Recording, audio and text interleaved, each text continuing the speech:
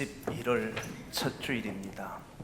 11월 첫 주일이라는 것은 이제 달력이 2장밖에 남지 않았다 하는 말이죠. 2022년도가 다 지나가고 있습니다. 11월 첫 주일 말씀을 먼저 대하기 전에 두 가지를 우리 교우들과 또 함께 예배하는 모든 성도들에게 당부드리고 싶은 게 있습니다. 하나는 우리는 2022년도 1월을 시작했습니다. 대부분은 그냥 지나가고 또 새로운 한 해를 만납니다. 그래서 2023년도가 우리에게 또 주어질 거라고 믿습니다. 문제는 언제나 시간의 흐름 따라서 지내다 보면 우리의 삶에 어떤 열매가 주어지는지를 모르고 지난다는 거예요.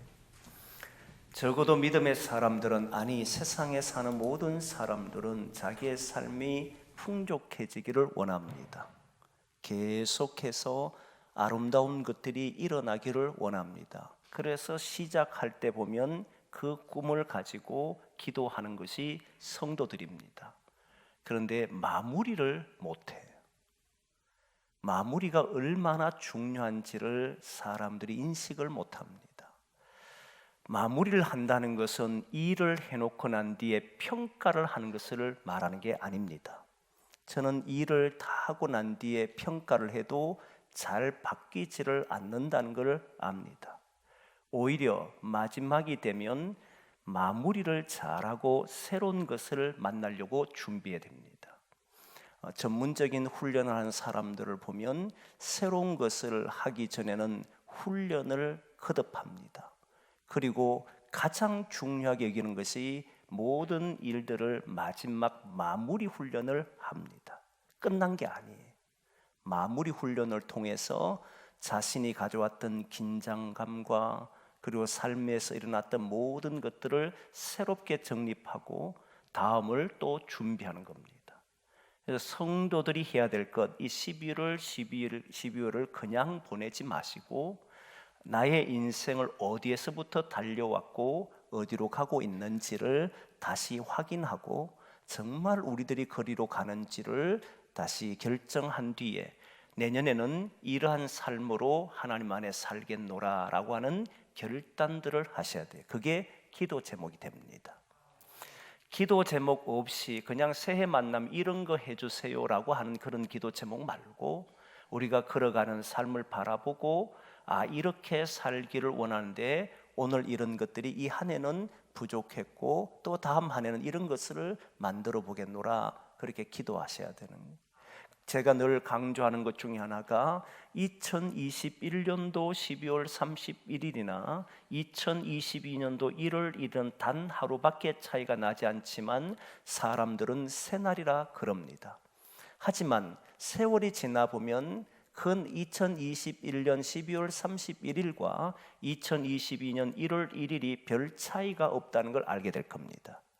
그러나 믿는 사람들은 마무리를 하고 다시 출발하고 새로운 기도 제목을 가지고 또 내일을 바라보고 지나보면 2021년도 12월 31일과 2022년도 1월 1일이 별 차이 없는 것처럼 느껴지지만 세월이 지나보면 어마어마한 차이가 있다는 걸 알게 됩니다. 그래서 우리는 적어도 함께 예배드리는 저와 여러분들은 이 한 해 2달을 지나면서 마무리를 하는데, 마무리할 때는 끝을 내는 것이 아니라 내년을 바라보고 어떤 기도의 제목을 가지고 새로운 한 해를 맞이할지를 준비하는 시간을 가지라는 겁니다. 그렇게 되기를 원합니다. 또 다른 하나의 당부는 이제 코로나19가 잠잠해질 줄 알았지만 다시 재유행할 가능성이 높다는 진단이 나왔습니다. 그래서 우리 성도들에게 특별히 당부드리고 싶은 것은 재확산되는 이런 시점에 우리의 건강을 더욱 잘 지켜주시기를 부탁드리는 겁니다. 여러분, 사람이 처음에 2019년도 코로나가 발병되었고 2020년도 초반에는 이것으로 인해서 전 사회가 약 3년 가까이 지나면서 초기에는 불안과 두려움 속에서 우리는 건강을 지키려고 애를 썼습니다. 그런데 지금 와서 보면 일상화된 것처럼 그냥 코로나19와 함께 살아가면서 경각심을 가지지 않는 경우들이 많습니다. 물론 두려워하는 마음들은 조금은 있을지 모르지만 사람들이 세월이 지나고 같은 일이 반복되면 의뢰이 그런 줄 알고 쉽게 받아들입니다. 그래서 특별히 우리 성도님들은 코로나19뿐만 아니라 여러 가지 일들에 있어서 느슨하게 바라보지 말고 경각심을 가지고 자신들의 건강을 지켜야 합니다.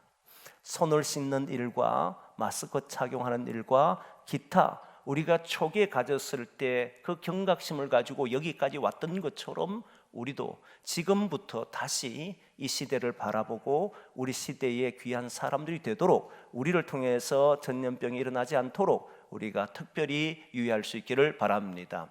그러나 그런 속에서도 일이 일어나더라도 우리는 정죄하면 안 됩니다. 같이 기도해주고 위로해주고 서로에게 소망이 되어줄 수 있도록 그렇게 살아가기를 간절히 바랍니다. 이제 말씀을 들으려고 합니다. 오늘 말씀을 가지고 관계라고 하는 제목으로 말씀을 드립니다. 본문에는 관계가 두 가지의 관계가 나옵니다. 하나는 먼저 본문의 말씀을 시작을 보니까 성령을 따라 행하라라고 하는 바울의 권면이 있습니다. 성령에 따라 행하면 그리하면 어떤 일이 벌어지냐면 육체의 욕심을 이루지 아니한다라고 했습니다. 성령에 따라 행하는 사람들은 육체와 대적을 한다. 그 다음 줄이 바로 육체의 소욕에 따라 사는 사람들은 성령을 거스리고 성령은 육체를 거스리는데 이 둘은 대적한다 이 말이잖아요. 결국 보면 성령과 육체가 어떤 관계가 있는지를 보여주는 겁니다. 또 하나는 그 다음 절을 바라보면 성령의 인도함을 받는 사람들, 성령의 인도하신 바에 있는 사람들은 율법 아래 있지 않는다라고 하는 말씀을 합니다. 그래서 오늘 두 번째는 성령과 율법의 관계에 대해서 나누려고 합니다.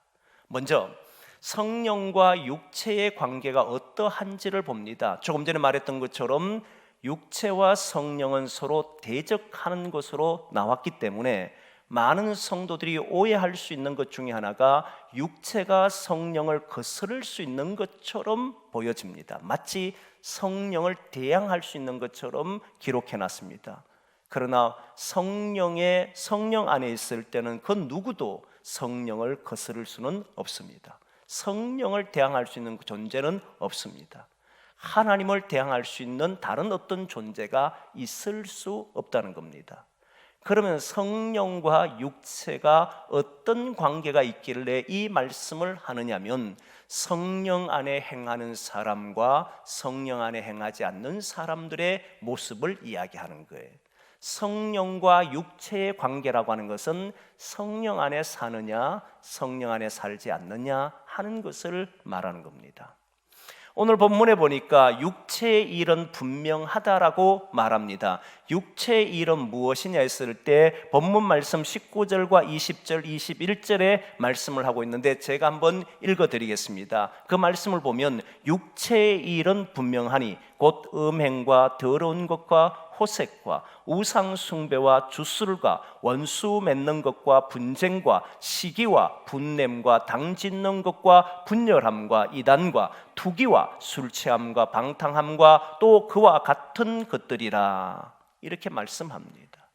성령 안에 있질 않고 성령을 떠난 사람들의 삶은 이렇게 살아간다는 것을 말하는 겁니다. 술 취함, 분노, 분쟁, 시기, 질투, 그리고 우상 숭배, 주술, 이런 음행, 이런 것들이 바로 육체의 일이다라고 하는 겁니다. 성도들이 이렇게 살고 싶은 사람이 있겠습니까? 누가 성도이면서 음행에 빠져 살고 싶고 투기하며 분내고 서로 분쟁하고 이렇게 살고 싶은 사람은 없을 겁니다. 그런데 우리는 때로는 이렇게 사는 사람들을 목격하지 않습니까? 왜 예수 그리스도를 믿고 하나님의 자녀임에도 불구하고 이렇게 살 수밖에 없는 것일까? 이 질문이 일어날 수밖에 없습니다. 이 질문에 대한 답들을 보면 여러분, 놀랍게도 이스라엘 백성들이 애굽에서 나와서 광야 40년의 길을 보면 그 해답을 얻을 수 있습니다. 사실 이들은 애굽에서 430년 동안 애굽의 문화와 애굽의 삶을 배우고 살았습니다. 그들이 태어나면서부터 자라고 익히고 배우고 삶의 모든 판단의 근거가 애굽에서 살아온 삶의 방법이었습니다. 그러나 그들은 하나님의 은혜로 인하여서 구원을 받고 하나님의 자녀로 광야에 나왔습니다. 광야에서 걸어가는데 하나님의 인도하심을 받지만 하나님에 따라서 살려고 해도 끊임없이 자기들을 괴롭히는 게 있습니다. 그게 뭐냐면 지나온 세월들, 내가 살아온 세월들, 내가 배워왔던 것들이 자기를 끊임없이 괴롭히더라는 거예요. 하나님 안에 살고 싶고 그렇게 살고 싶지만은 문제가 딱 일어나고 현실 상황이 일어나니까 바로 하나님을 향한 마음이 아니라 자기 원래 본래 가졌던 인간의 마음이 그대로 드러나더라는 거예요. 그게 바로 원망이었고 불평이지 않습니까? 그게는 시기도 있었고 분냄도 있었고 서로 다투는 것도 있었습니다. 심지어 우상 숭배도 했습니다. 세월이 지나니까 우상 숭배뿐만 아니라 주술까지도 하는 일도 벌어졌습니다. 이게 바로 애굽에서 나온 이스라엘 백성, 하나님 안에 살겠다라고 한 사람들의 모습이더라는 거예요. 이 둘은 항상 충돌을 하더라는 겁니다. 그 충돌은 인간이 성령을 이길 수 있는 힘을 가졌다는 말이 아니라 우리가 성령 안에 놓이지를 않으면, 성령의 인도함을 받지 않으면, 성령에 따라 살려고 하지 않으면 언제든지 이 속에서 놓여 살더라는 거예요. 분노를 조절하기 힘들고, 그리고 다툼을 일으키고, 서로가 시기할 수밖에 없고, 서로가 하나님을 향하여서 다른 이를 향해 원망할 수밖에 없는 이런 일들이 끊임없이 일어난다는 겁니다. 그게 바로 성령에 따라 살지 아니하는, 하나님 안에 살지 않은 사람들의 모습이라고 하는 거예요.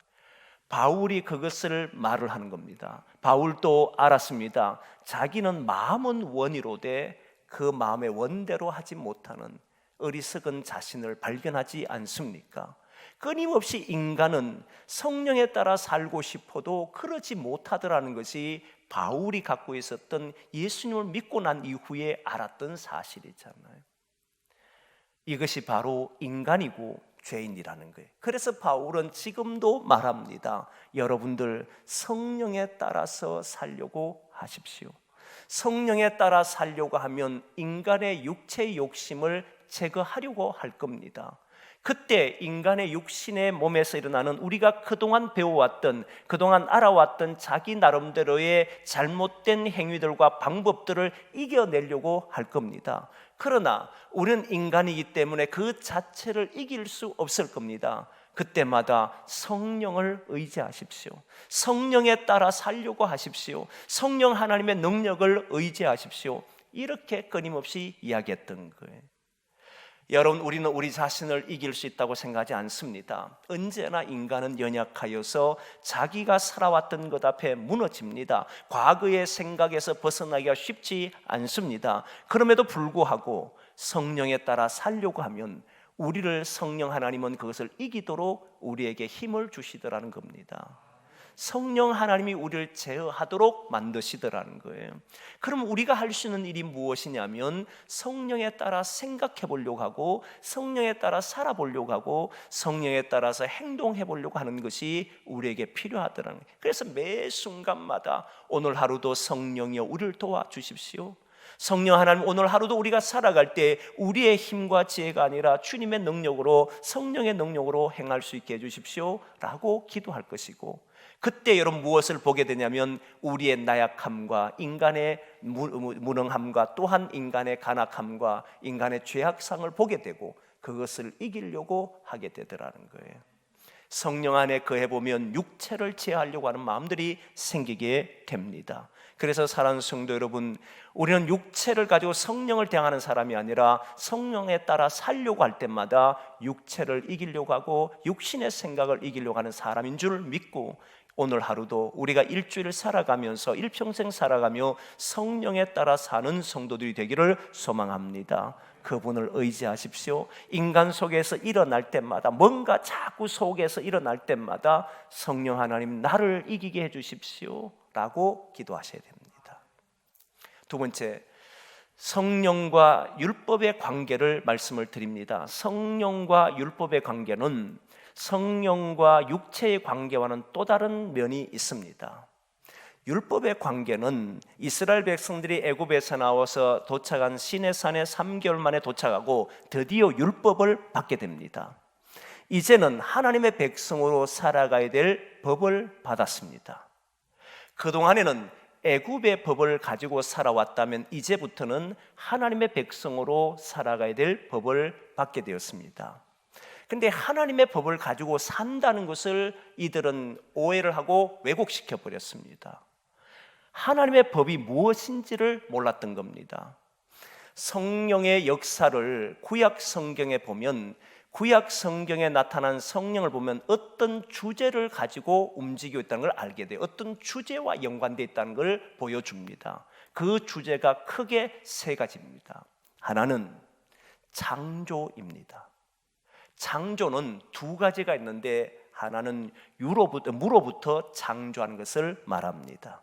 또 다른 하나는 유에서 유를 창조하는 겁니다.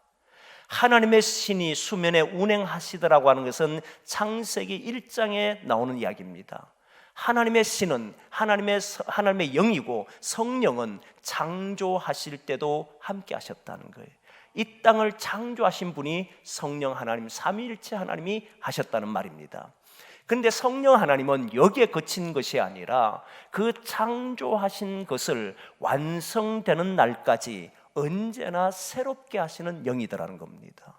이 말이 무슨 말이냐면, 창조하고 난 이후에 인간이 타락합니다. 인간이 타락하게 되니 피조물도 탄식하게 됩니다. 이 피조물도 그게 고통을 받게 됩니다. 문제가 일어났습니다. 이때 이 피조물과 인간이 완성될 하나님의 나라, 완성할 하나님의 나라를 향해서 끊임없이 걸어가게 하는데, 그 일을 누가 하시느냐면 성령께서 하시더라는 거예요. 새 하늘과 새 땅이라고 하는 말씀을 성경에 기록했습니다. 사람들이 언약이 파괴될 때마다 성경에서는 새로운 언약을 준다고 말씀합니다. 내 영을 부어주는데 새 영을 주신다고 말합니다. 이 모든 것이 무엇을 이야기하냐면, 이 땅은 썩어져가고 무너져가지만 성령은 하나님 나라를 향해서 달려가게 하고 마침내 새 하늘과 새 땅을 이루도록 하신다는 겁니다. 새롭게 하신다는 거예요.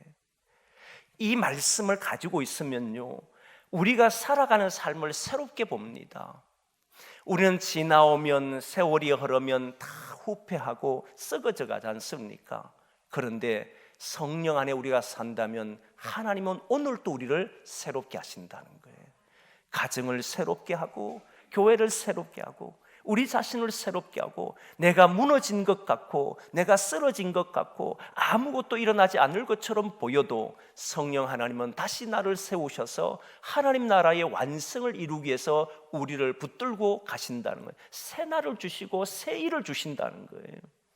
이 믿음 가지면 여러분 세상에 얼마나 강력하게 살아가겠습니까? 무너진 곳에도 다시 세우려고 할 것이고, 쓰러진 곳에도 다시 일으키려고 할 것이고, 성령의 도우심으로 우리의 삶을 새롭게 만들려고 하지 않겠습니까? 성령께서는 이렇게 바로 창조와 재창조를 이루시는 분인 줄 믿을 때 새로운 역사들이 우리에게 있더라는 거예요. 이것이 바로 성령께서 구약을 통해서 보여주는 굉장히 중요한 주제 중에 하나였습니다. 또 다른 하나는 미래의 희망입니다. 미래의 희망, 인간의 희망은 언제나 희망 자체가 미래지 않습니까? 그러나 그 미래는 항상 불확실한 미래잖아요. 불안정한 미래고 불확실한 미래예요. 그 미래가 이루어지는 것도 있고 이루어지지 않는 것도 있습니다. 미래가 이루어질지 안 이루어질지는 아는 사람은 없습니다. 왜? 우리는 미래를 본 적이 없기 때문입니다. 우리가 늘 걸어가야 되는 것은 미래를 향해 걸어야 되기 때문에 그 미래는 우리의 경험으로 이루어지는 것이 아니기에 우리는 과거의 것으로 미래를 판단할 수밖에 없고, 그러다 보니까 불확실한 미래를 가지고 늘 생각하는 거예요. 그게 인간이 생각하는 희망입니다. 그런데 성령 하나님은 보니까 멸망한 곳에 가나안 땅에 430년 동안 살고 있는 사람들에게, 바벨론 포로 속에서 70년을 살고 있는 사람들에게, 아니 이스라엘이 무너져가는 있는 속에서 여전히 부르짖는 것은 심판을 이야기하는 것처럼 보이지만 약속을 끊임없이 하더라는 거예요. 이 땅을 회복시킬 것이다. 이 땅에는 물된 동산 같을 것이다. 끊임없이 성령 하나님은 그곳에 희망을 부여하고 있고 반드시 내가 이룰 것이다라고 약속하더라는 거예요. 하나님께서는 그 미래를 불투명하거나 불명확하거나 하도록 만들지를 않았습니다. 하나님의 약속은 언제나 신실하셨고 하나님의 약속은 언제나 이루셨다는 것이 성경이 보여주지 않습니까? 그래서 성령 하나님은 우리로 하여금 미래를 바라보게 하고 끊임없이 희망을 갖게 하더라는 겁니다. 사람들의 희망을 꺾는 일이 벌어지거나 미래를 닫아버리도록 만들거나 운명에 갇혀서 살도록 하는 이런 것은 성령 안에 있다라고 말하지를 않습니다. 성령 하나님이 함께하는 사람은 언제나 희망을 말하고 죽은 것 같아도 다시 살아난다는 것을 믿습니다. 그리고 날마다 자신의 길을 새로운 희망을 가지고 힘있게 살아가는 사람들이 바로 예수 그리스도 안에 있는 사람이요 성령 안에 있는 사람이라고 하는 것을 구약은 보여주더라는 거예요. 사랑하는 성도 여러분, 바로 성령 하나님을 따라 사는 사람들은 이런 희망을 가지고 자신의 삶을 바라보는 줄 믿습니다. 어두워진 것 같고 무너진 것 같고 아무 일도 일어나지 않는 것처럼 보이고 내 인생이 이렇게밖에 되지 않나 생각 들 때에도 성령 하나님은 다시 우리에게 새로운 희망을 주고 다시 살아갈 수 있도록 만들어 주신다는 거예요. 오늘 본문과 연관된 주제가 하나가 있는데 그 본문과 연관된 구약의 성령 하나님은 무엇을 하시냐면 바로 생명을 유지하시더라는 거예요. 구약 성경을 보면요, 성령이 그 코에 들어가 생기가 그 코에 들어가거나 하나님의 영이 그에게 들어갔을 때 그 생명이 살아나고, 그리고 성령이 함께하는 사람은 생명이 유지되더라는 거예요. 에스겔 37장 같은 경우는 마른 뼈 환상입니다. 뼈가 마른다는 것은 더 이상 희망이 없다는 것을 말합니다. 살아날 가능성이 없는 곳인데 거기에 하나님의 영이 생기가 들어가니까 거기에서 그 사람이 살아나잖아요. 생명을 유지케 하고 생명을 주시는 이가 성령 하나님이시더라라고 하는 겁니다. 성령 하나님은 생명의 영입니다. 생명의 영이 성령 하나님이시다 이 말이에요. 이 말은 무엇을 의미하느냐면 생명보다 귀한 것은 없다는 겁니다.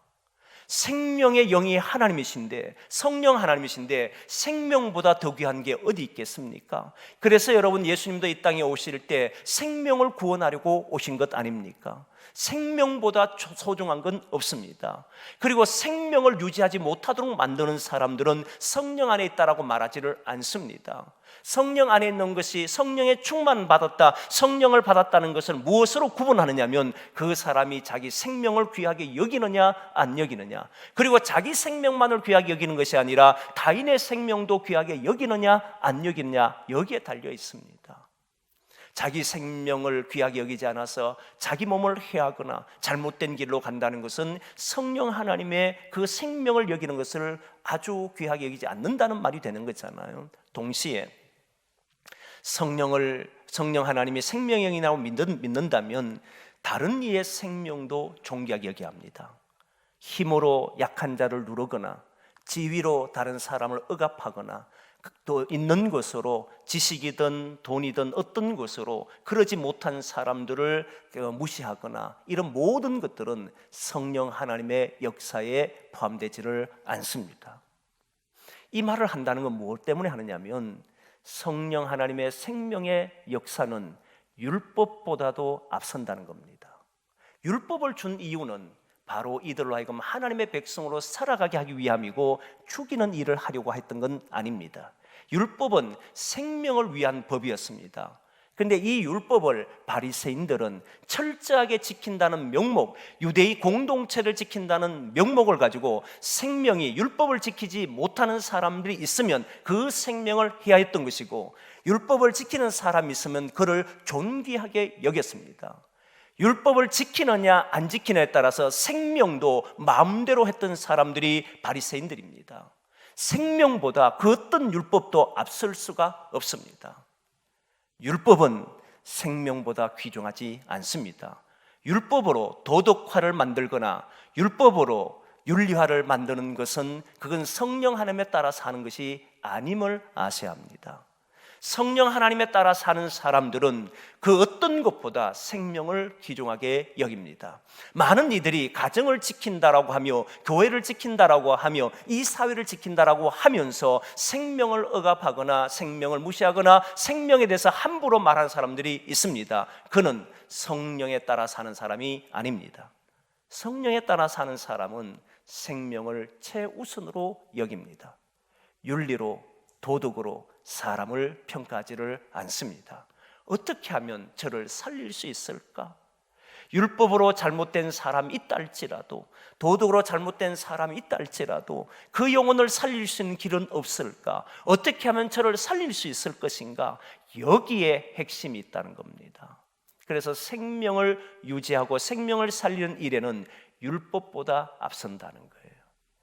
오늘 성령 하나님과 율법을 관계한 이유는 이 율법이 바리새인들과, 바울도 바리새인이었고 율법주의자였지 않습니까? 그는 자신이 예수 그리스도를 알기 전에는 바로 생명을 해하는 일에 동조자일 뿐만 아니라 가장 앞선 자로 서 있었습니다.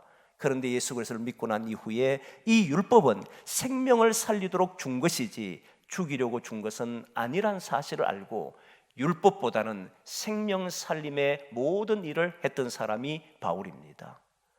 우리는 율법이라고 하는 이름으로, 다시 말하면 법이란 이름으로, 다시 말하면 공동체를 살린다는 이름으로 한 생명을 천하에 여기거나 그 생명을 짓밟는 일들은 성령에 따라 사는 것이 아님을 아셔야 합니다.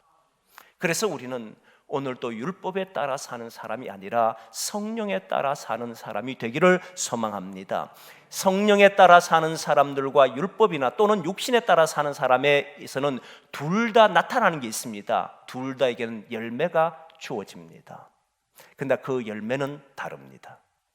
오늘 본문에 보면 사람들이 착각하기 쉬운 것이 육신에 따라 사는 사람들의 열매가 음행, 주술, 그리고 투기 또는 분쟁, 분노 이런 것들이 열매인 줄 착각합니다. 아니에요. 이건 열매가 아닙니다.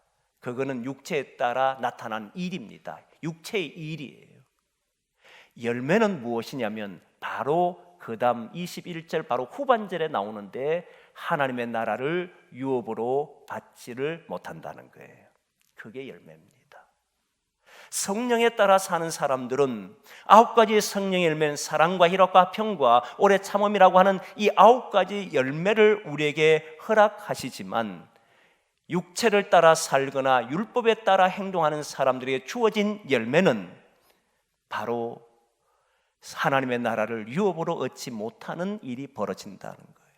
저는 20대의 성경을 보다가 너무 큰 충격에 한번 빠진 적이 있습니다. 요한계시록에 있는 말씀인데 그 요한계시록 보면 거짓말을 하는 사람은 하나님 나라에 들어가지를 못한다는 거예요. 20대 얼마나 충격이 됐겠습니까? 저는 그래도 모태 신앙인인데 그동안 평생 들어왔던 것이 내가 좀 잘못해도 하나님 나라는 나는 들어간다. 이유는 예수를 믿기만 하면 들어간다. 이렇게 믿어왔거든요. 그런데 요한계시록 후반에 가니까 거짓말하는 사람은 못 들어간다는 거예요. 가만히 생각해 보니까 거짓말 안 하고 산 적이 얼마나 되나 생각하면 이것도 쉽지 않는 거예요. 그래서 이야, 이 큰일 났다 싶었습니다. 뭐가 잘못됐지? 거짓말하면 진짜 못 들어가나? 거짓말 하지 말라고 이야기하는 것인가? 많은 고민들이 있었습니다. 그리고 세월이 지난 후에 얻은 은혜는 이 말씀은 오늘 말씀하는 분노, 분쟁 또는 시기 또는 투기, 주술, 그다음 우상 숭배, 이런 모든 것들과 거짓말하는 이 모든 것들은 여러분 살아보면, 그렇게 살아보면, 그런 형태로 살아보면 하나님 나라가 안 이루어져요. 믿으면 구원받습니다. 믿으면 하나님 나라 갑니다. 그러나 이 땅에서는 하나님 나라를 열매를 보지를 못해요. 율법 공동체를 지킨다고 법을 가지고 이야기를 해버린 순간에 그곳이 하나님 나라 되는 것이 아니라 점점 어두워지는 것 압니까? 술 취함 자신의 쾌락을 유지했죠. 즐거웠겠지요. 분노, 화를 내고 나면 시원한 맛이 있겠지요. 그런데 여러분, 세월이 지나보면 더 괴롭고 더 아프고 주변의 사람들이 다 무너져 있고 하나님의 나라는 이루어지지 않는다는 걸 보게 됩니다. 마찬가지로 거짓말도 똑같습니다. 우리들이 살아가는 삶이 육신으로 이루어질 때 그곳에는 하나님 나라가 아니라 우리가 하나님 나라와 정반대되는 모습들이 나타나게 될 겁니다. 그 열매를 먹을 겁니까? 아니면 오늘 성령께서 주시는 귀한 열매인 사랑과 희락과 화평과 오래 참음과 자비와 양성과 온유와 절제와 충성이라고 하는 이 귀한 열매들을 먹으며 살 겁니까? 하나님의 나라가 우리에게 유업으로 이어지기를 소망합니다. 성령에 따라 행함으로 육체를 극복하시고 성령에 따라 행함으로 율법을 이겨내시고 오직 하나님의 나라가 우리의 삶에서 이루어짐으로 언제나 기쁘고 감사하는 삶이 저와 여러분의 삶이 되기를 소망합니다. 기도하겠습니다.